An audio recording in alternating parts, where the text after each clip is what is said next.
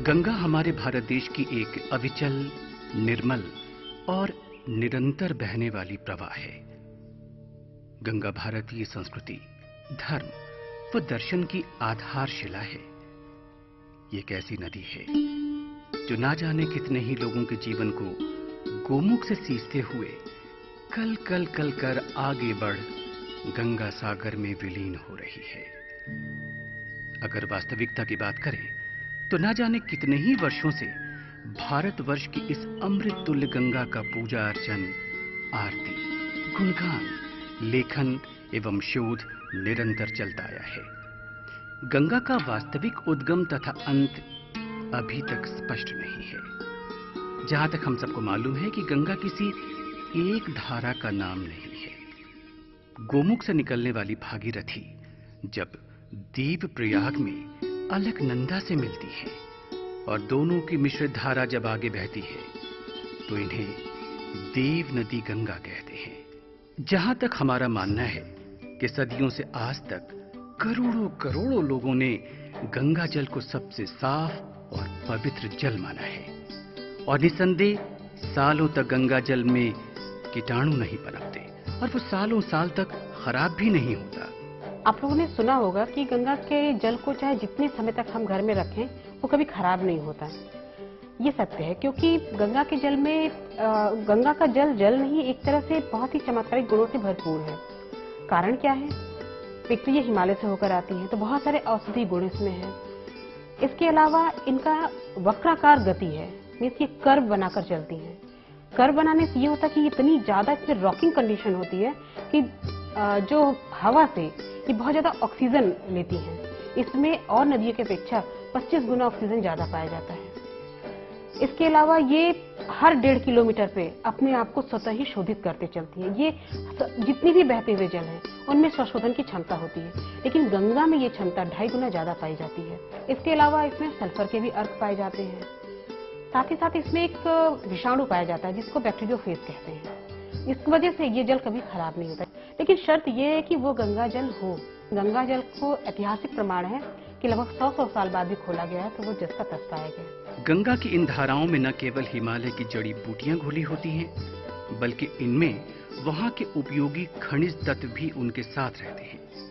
सच्चाई तो ये भी है कि गंगा की अभ्रक युक्त रेत कोयला या राख की तेज धारा के साथ गंगा जल की सफाई करती रहती है। गंगा में डाले जाने वाले फूल व दूध जल में पाए जाने वाले जीवाणु भोजियों की संख्या में वृद्धि करने का कार्य करते हैं। साथ में इन धाराओं के इनके सफाई कर्मी जैसे मगरमच्छ, घड़ियाल, कछुआ, डॉल्फिन, मछलियों का बाहुल्य गंगा को अन्य नदियों से अलग कर देता है। सच तो यह है कि गंगा के उद्गम का क्षेत्र संपूर्ण हिमालय है। ये सच है कि उद्योग प्रगति की निशानी है तो प्रदूषण पिछड़ेपन की। आज उत्तराखंड में भगीरथी तथा अलकनंदा की सभी सहायक नदियों पर बांध बनाकर तथा बिजली उत्पादन का कार्य या तो किया जा रहा है अथवा प्रस्तावित है। इस प्रक्रिया से सभी नदियों में जल के सभी जैविक गुण बुरी तरह प्रभावित हो रहे हैं। सबसे बुरी स्थिति तो ये है कि कई किलोमीटर तक इन नदियों की धारा को सीधे टनल में डालकर आगे बढ़ाया जा रहा है, जो चिंताजनक दृष्टिकोण को दर्शाता है। आज हमारी इस गंगा की स्थिति काफी दयनीय है और अब समय आ गया है कि हम सब मिलकर एक ठोस कदम उठाएं। आज हमारी गंगा मां के हाथों में तटबंधों की हथकड़ियां और पैरों में बांधों की बेड़ियां डाल दी गई है। उत्तराखंड में एक डैम्स का जो एक पूरा जाल सा बिछ गया है। लगभग 264 डैम प्रोजेक्ट प्रस्तावित हैं या कुछ चालू हालत में है, कुछ अभी क्लियरेंस मिलने की बात है। जो डैम बनाए जाते हैं, डैम के कारण बहुत लंबी लंबी सुरंगों में गंगा जी को डाल दिया जाता है। तो गंगा जल जो सरपेंटाइल आकार में बह रही थी, जिसके कारण उसमें ऑक्सीजन कैरिंग कैपेसिटी ज़्यादा थी, जिसके कारण उसमें बायोडाइवर्सिटी ज़्यादा थी, उसको आपने एक नहर में 16 किलोमीटर लंबी नहर में आपने डाल दिया। 16 किलोमीटर लंबी नहर में डालने से वो कंक्रीट के एक पाइपलाइन में एक तरह से गंगा जी सीधे एकदम आ रही बाहर की तरफ। सबसे बड़ी बात कि जब डैम बनाते हैं तो रिजर्वायर भी साथ में बनाया जाता है, और जब जहां डैम बनाया जाता है वहीं पे आकर के गंगा जी के प्रवाह को बाधित किया जाता है। आजकल एक और अहम पहलू देखने को मिली है। पिछले कुछ सालों से हिमालय से निकलने वाली सभी नदियों को अपने ग्रीष्मकालीन जल प्रवाह में भारी कमी देखी जा रही है। बरसात के अलावा गर्मी के मौसम में बर्फ के पिघलने के कारण नदियों को अतिरिक्त पानी मिलता था और ये पानी उनके ग्रीष्मकालीन प्रवाह को बढ़ाता था, जिसके कारण वे 12 मास ही रहती थी तथा उनमें कभी भी पानी की कमी का अनुभव बिल्कुल भी नहीं होता था। पर पिछले कुछ सालों से उनके ग्रीष्मकालीन जल प्रवाह में भारी कमी देखी जा रही है, जो कि अब एक प्रश्न चिन्ह है। वैसे तो हमारे देश के अधिकांश लोग, संस्थाएं और सरकार का रुख इस ओर कुछ वर्ष पहले ही चौकन्ना हुआ है, लेकिन वास्तविकता ये है कि अभी हमें मीलों दूर जाना है, संगठित होकर आचार्य दीनानाथ शुक्ल दीन की तरह। डॉक्टर दीनानाथ शुक्ल की दिनचर्या कुछ इस तरह शुरू होती है। अपने पुत्र के साथ इन चहचहाते हुए पंछियों को दाना चुगने के लिए डालते हैं और फिर सपरिवार बैठकर घर से लेकर गंगा के विषय पर चर्चा करते हैं। इसके पश्चात अपने ऑफिस की दिनचर्या ये शुरू करते हैं। डॉक्टर दीनानाथ शुक्ल दीन ने गंगा को जिया है और सन 1981 में डॉक्टर दीनानाथ शुक्ल ने गंगा सफाई महाअभियान का शुभारंभ कर दिया। लेकिन उनके लिए तो गंगा की सेवा अपने आप में एक नैतिक जिम्मेदारी का सबब था। पूर्व के ऑक्सफोर्ड कहे जाने वाले इलाहाबाद विश्वविद्यालय में वनस्पति विज्ञान में आचार्य व पूर्व विभागाध्यक्ष डॉक्टर दीनानाथ शुक्ल दीन पिछले 35 वर्षों से गंगा सफाई महाअभियान चला रहे हैं। इलाहाबाद विश्वविद्यालय में कार्यरत होने के साथ साथ उन्होंने गंगा की मलिन स्थिति को बड़े करीब से जाना है। आज से लगभग 35 वर्ष पूर्व गंगा तट पर आया। तब गंगा की ऐसी स्थिति नहीं थी। गंगा में अपार जल था, प्रबल धारा थी। गंगा की पहचान ही उनकी धारा है। यहां पर आया गंगा के तट पर, तो मैंने जब देखा कि थोड़ी सी धारा मलिन थी, शायद वो किसी महानगरी के कुछ ऐसे कल कारखानों का जल था जो बह करके गंगा में आया था। उसको देख करके मेरा मन व्यथित हुआ और मैंने निर्णय लिया कि हम सबों को कुछ करना चाहिए, नहीं तो निश्चित रूप से अपनी ये जो धरोहर गंगा है, अपनी जो जीवनदायिनी मां है, निश्चित रूप से इनका अस्तित्व खत्म हो जाएगा। सन 1981 से लेकर आज तक अनवरत चलने वाला ये अभियान अपने आप में एक भागीरथ प्रयास है। उनके साथ दृढ़ संकल्पित, निष्ठावान और कर्मठ छात्रों का एक समूह है और शायद यही कारण है कि डॉक्टर दीन इस भगीरथ प्रयास को आज एक अंजाम देने के मोड़ पर खड़े हैं। इस अभियान का उद्देश्य न केवल जन जागरण तक सीमित है, बल्कि और भी बहुत कुछ है, जिसमें गंगा की सफाई, संरक्षण और इसका पवित्र प्राचीन रूप देना भी शामिल है। गंगा नदी में प्रदूषण की ओर सरकार का सबसे पहले ध्यान सन 1979 में गया, जिसका एक रिपोर्ट बना और 1985 में भारत सरकार की ओर से गंगा की सफाई की कहानी शुरू हुई और गंगा एक्शन प्लान बना। जो मुख्य कारण है प्रदूषण का गंगा में, वो सभी जानते हैं कि ये मुख्य रूप से आपके जो भी पॉइंट सोर्स, जिसे हम बिंदु स्रोत कहते हैं, कि जो भी हमारा मलजल सीवेज जा रहा है या इंडस्ट्रियल इफ्लुएंट जा रहा है, ये पूरा का पूरा 95% कवरेज जो है ये इन दो कारण से होता है। 5% ऐसा है जिसके लिए हमारा ये धोबी घाट, एग्रीकल्चरल रन ऑफ, इसके अलावा जैसे जो भी त्योहार होते हैं गंगा के किनारे या जो लोग आस्था में सामान फेंकते हैं, ये सारे कारक हैं।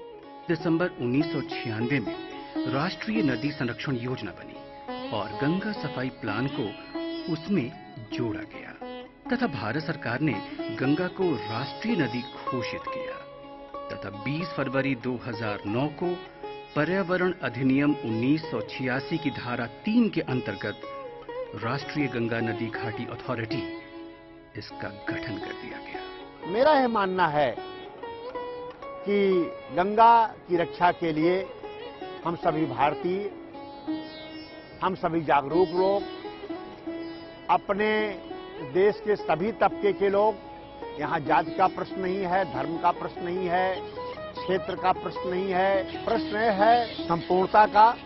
ऐसी परिस्थिति में गंगा की रक्षा के लिए, गंगा को संरक्षित करने के लिए हम सबको आगे आना चाहिए और गंगा को बचाना चाहिए। डॉक्टर दीनानाथ शुक्ल दीन का ये गंगा सफाई महाअभियान यूपी रिसर्च एसोसिएशन इलाहाबाद विश्वविद्यालय के तत्वाधान में कई वर्षों से आयोजित होता आया है, जिसके वे संस्थापक, अध्यक्ष और संरक्षक भी हैं। इसका कुछ सहयोग माघ कुंभ मेला प्रशासन और इलाहाबाद विश्वविद्यालय भी करता आया है।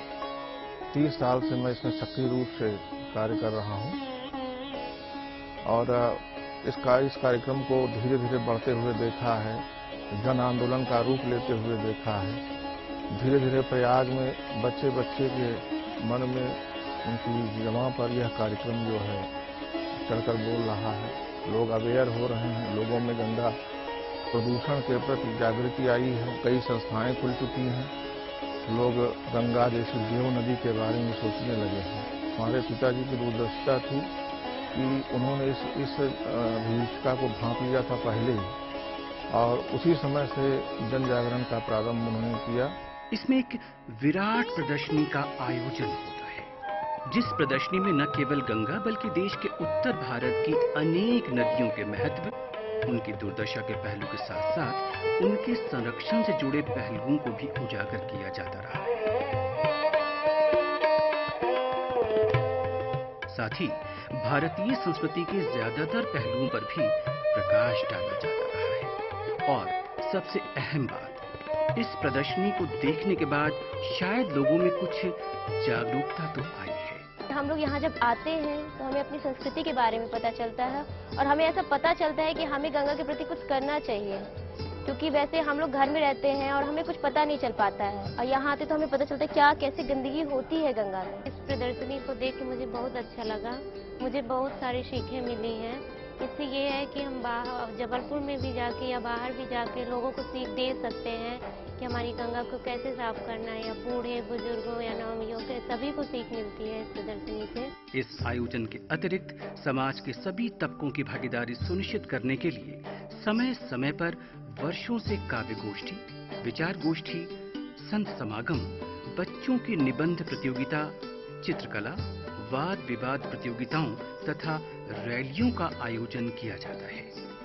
जहां तक रैलियों का ताल्लुक है, इसमें दीनानाथ जी स्वयं अपने सक्रिय सहयोगियों को दिशा निर्देश देते हैं और फिर ये काफिला अपना सफरनामा तय करता है। रैली एक ऐसा माध्यम है जो जन जागरण को विस्तार रूप देता है। जहां कहीं से भी होकर ये लोग निकलते हैं, आम जन के मन में गंगा के प्रति जागरूकता तो आती ही है।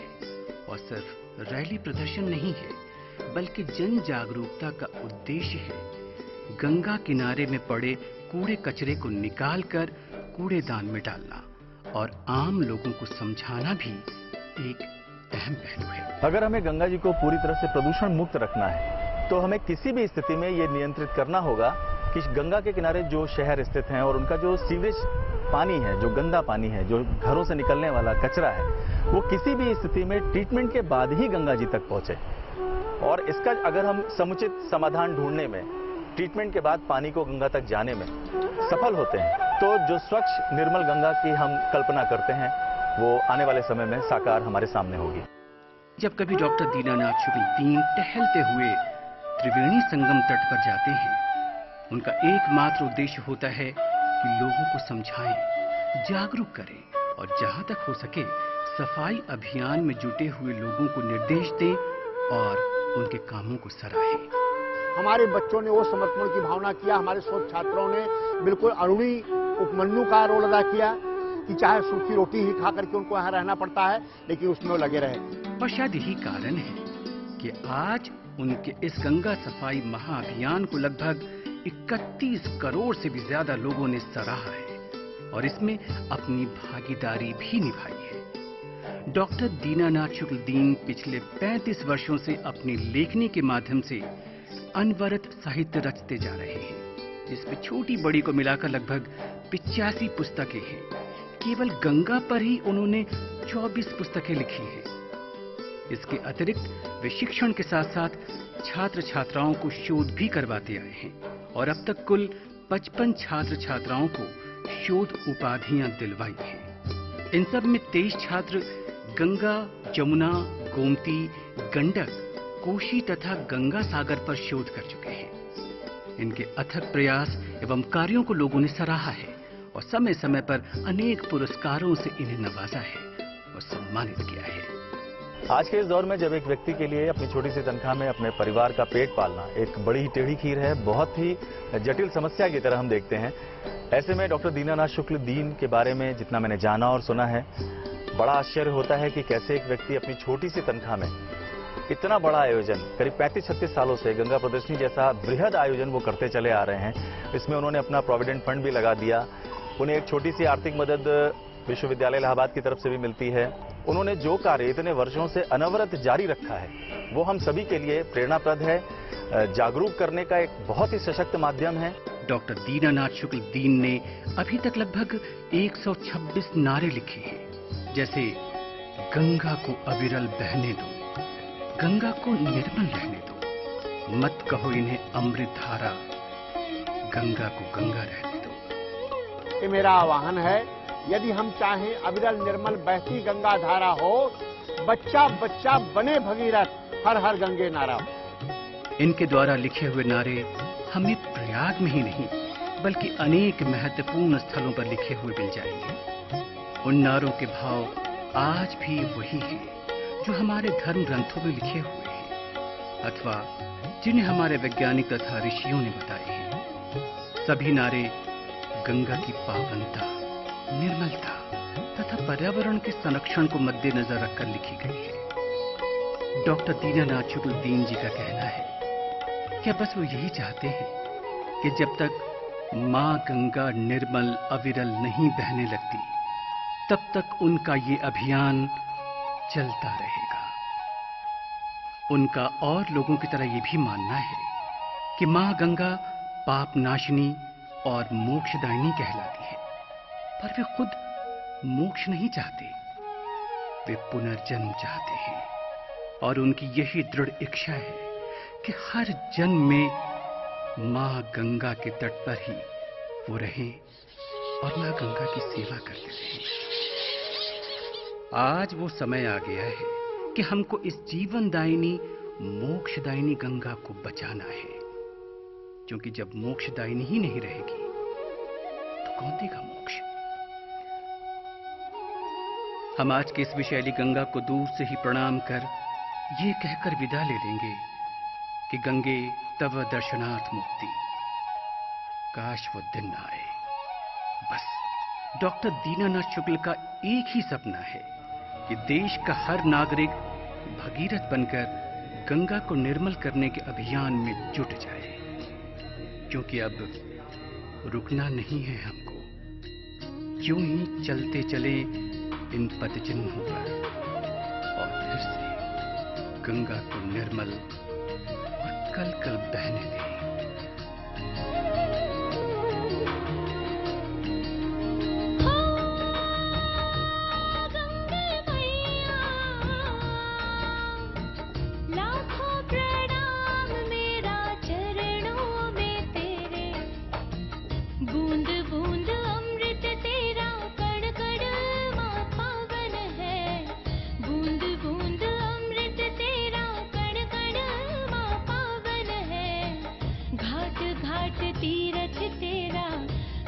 मन भावन है, घाट घाट तीरथ